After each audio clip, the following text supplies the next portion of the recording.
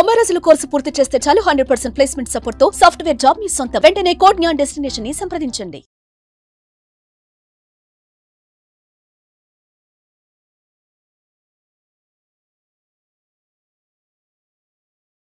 నమస్కారం డాక్టర్ షియాచి అనంతకృష్ణ స్వామి గారు.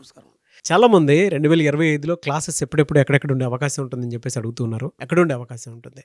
మనకి ఇప్పుడు 16th మార్చ్ అండి హైదరాబాద్లో ఉంది.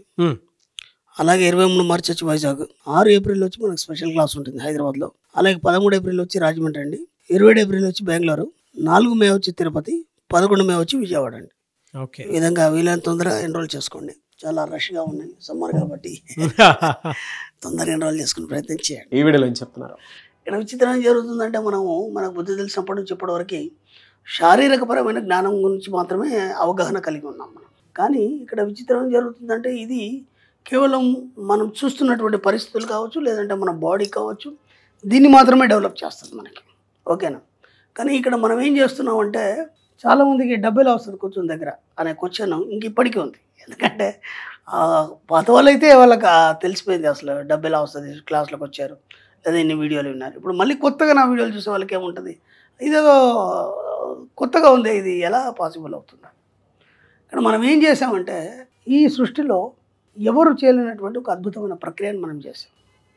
అర్థమైందా? ఎప్పటివరకు ఈ సృష్టిలో ఎవరు చేయలేనటువంటి ఒక అద్భుతమైన ప్రక్రియ ప్రయోగాన్ని మనం ఇంట్రడక్షన్ చేసాం జనాలకి. అదేంటి, ఇది ఆశ్చర్యంగా ఉంది కదా, ఇప్పటివరకు ఎవరు చేయలేదా అని. ఎందుకంటే మామూలుగా కాదు కదా, ఈ మాట చెప్పడానికి కూడా గట్స్ ఉండాలి. మనం ఏం చెప్పామంటే కాస్మిక్ రే సొల్యూషన్స్ అన్నాం మనం. అంటే విశ్వశక్తి ద్వారా నీ యొక్క సమస్య నువ్వే పరిష్కరించుకోవడం. ఓకేనా? ఇక్కడ ఏం జరుగుతుంది అంటే ఎప్పుడైతే నీ శారీరక జ్ఞానంతో నువ్వు ఏదైతే చేస్తున్నావో అది కేవలం పరిమితి మాత్రమే. అర్థమైందా?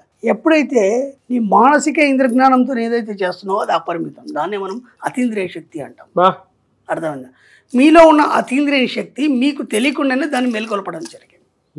అర్థమైందా?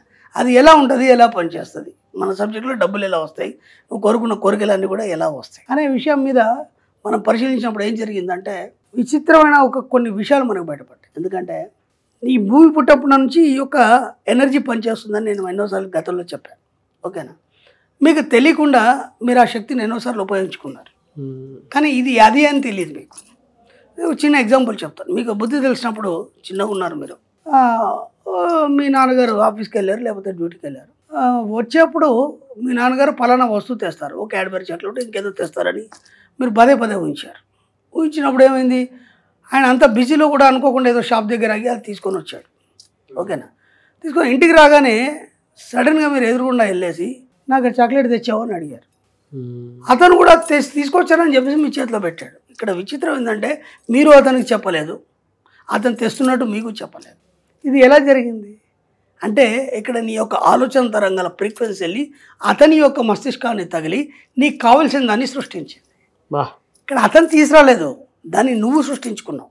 ఈ పాప ఏం చేసిందంటే ఒక క్యాడ్బరీ చాక్లెట్ అనుకుంది, పేపర్తో సహా కలకరింది. అది ఏ కలర్ ఉంటుంది, దాని మీద లెటర్స్ ఎలా ఉంటాయి, దాని యొక్క పెర్ఫ్యూమ్ ఎలా ఉంటుంది, దాని యొక్క స్పర్శ ఎలా ఉంటుంది, దాని యొక్క టేస్ట్ ఎలా ఉంటుంది, పదే పదే పదే పదే తన అతీంద్రియ జ్ఞానంతో అంటే తన మస్తిష్కంలో ఉన్నటువంటి సబ్కాన్షియస్ మైండ్ ద్వారా దాన్ని ఆస్వాదించింది. ఆస్వాదించడం వల్ల జీవితంలో నిజమైంది.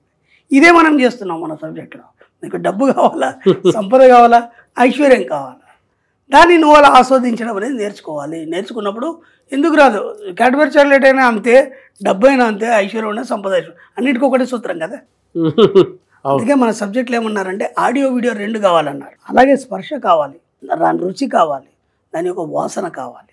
అంటే ప్రతి దాన్ని నువ్వు అలా చూడగలగాలి. ఇప్పుడు ఒక కారు అనుకున్నాం అనుకోండి, కొత్త కారు తీసుకున్నారు. ఓకేనా? కొత్త కారు తీసుకోగానే మీకు ఏమనిపించింది? హ్యాపీగా కాదు. ఫస్ట్ నువ్వు కొత్త కారు తీసుకోవాలనుకున్నప్పుడు నువ్వు వెళ్ళి ట్రై చేయాలి ఫస్ట్. ఓకేనా? కార్ డ్రైవ్ చేయాలి. ఓకేనా? ట్రయల్ రన్ చేయాలి, అవన్నీ చేయాలి. చేసినప్పుడు ఆ కారులో కూర్చున్నప్పుడు ఆ సీటింగ్ స్పర్శ ఒకటి. ఒకవేళ నువ్వు కొత్త కారు చూసావు, ఆ మొత్తం ప్లాస్టిక్ వేసేయాలి, ఒక స్మెల్ ఉంటుంది. ఆ స్మెల్ నువ్వు ఆస్వాదించాలి. అర్థమవుతుందా? ఆ స్మెల్ని ఆస్వాదించాలి. ఆ యొక్క స్పర్శ, ఆ స్టీరింగ్ని పట్టుకున్నప్పుడు మీ ఫీలింగ్ ఏంటి? ఓకేనా? ఆ కారులో కూర్చున్నప్పుడు ఏదో డబ్బులు వేసినట్టు ఉంటుంది మనకి.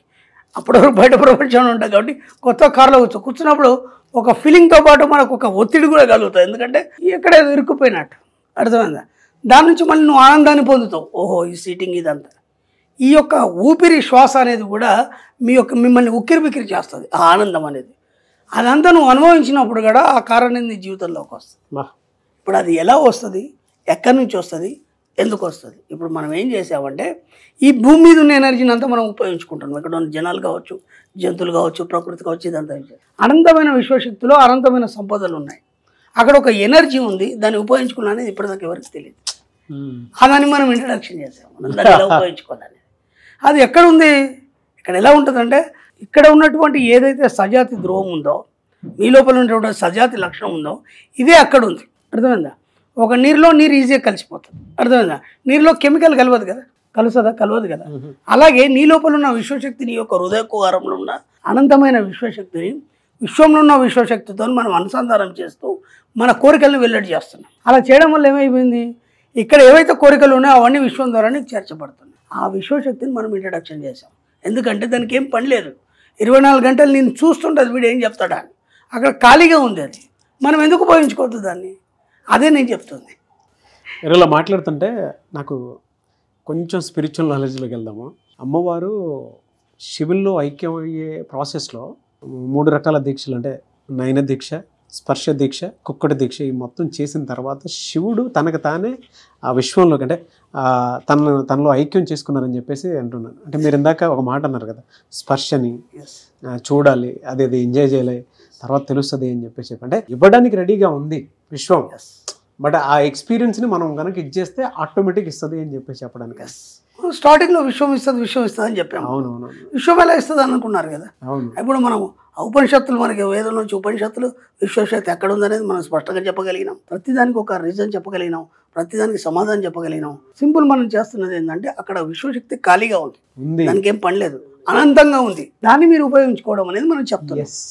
అది చెప్పడం వల్ల మీకు జీవితంలో మీరు కోరుకునే కూడా మీరు పొందడం జరుగుతుంది. మన మాట వింటుంది అంతే, మనం చెప్తుంది అంతే, అంతకంటే మనం చేసేది ఏం లేదు. దాన్ని ఎలా కనెక్ట్ చేసుకోవాలి, దాంతో ఎలా మాట్లాడాలి, మీరు ఎలా దాన్ని రిసోనేటింగ్ కావాలి, ఎలా అనుసంధానం చెందాలి, ఇవి మాత్రం మనం చెప్పామంతే.